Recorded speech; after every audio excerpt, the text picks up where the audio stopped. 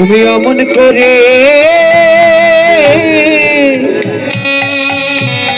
কাঁদিছ কেন? ও মা তুমি অমন করে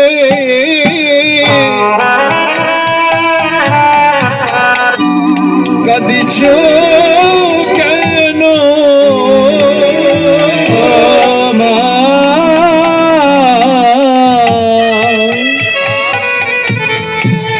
মা তুমি এমন করে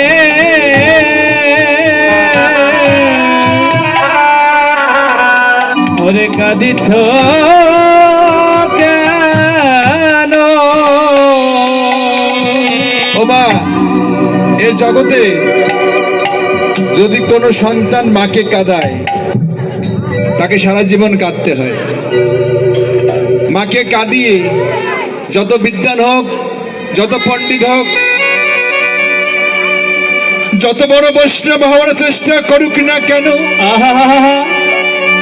মাকে কাঁদালে এ জগতে কোনো সন্তানের যে মঙ্গল হয় না। হরিবল হরিবল। তেমনি নিমাইয়ের অন্তরে সন্দেহ ঢুকেছে, মা কাঁদবে কেন? বলছে মা আমি কি তোমার চরণে কোনো অপরাধ করেছিলাম? তাহলে তুমি কেন এমন করে কাঁদছো? সচিমাতা নিতাইয়ের দিকে লক্ষ্য করে বলছে, নিতাই রে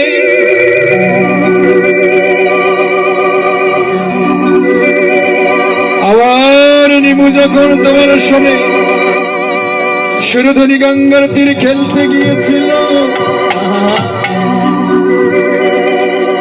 আমার নিমাই রঙে তো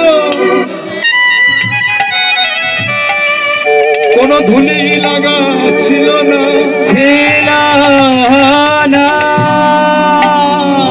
আমার মনে হয় কি জানিস, আমার নিমুকে একা পেয়ে তোরাই মেরেছিস। সচিমাতার কথা শুনে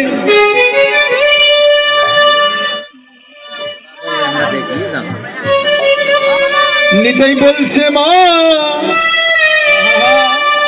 ও মা বাৎসল্য প্রেমে তুমি গদ গদ হয়ে তুমি তোমার নিমাইকে দেখিলে মা, দেখিলে মা একেবারে চেয়ে দেখো মা, তোমায় আমরাও ধুলা মেখেছি মা, আমরাও ধুলা মেখেছি মা, আমরাও ধুলা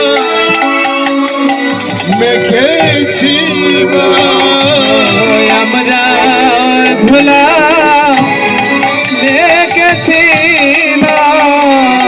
বাবা হরিনাম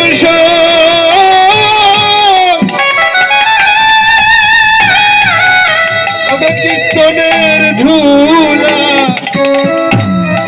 আমরা ধুলা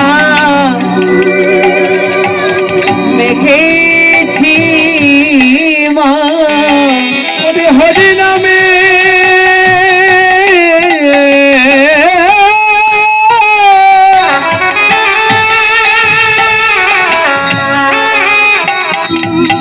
ওরে ধুলা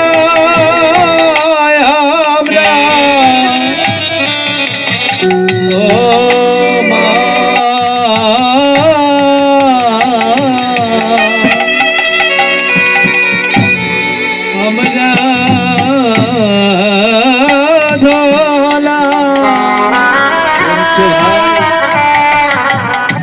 ধুলা মেখেছি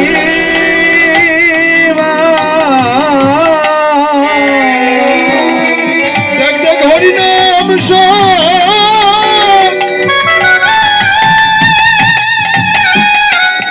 কীর্তনের ধুলা ব্রজ ভাবি বিভোর হয়ে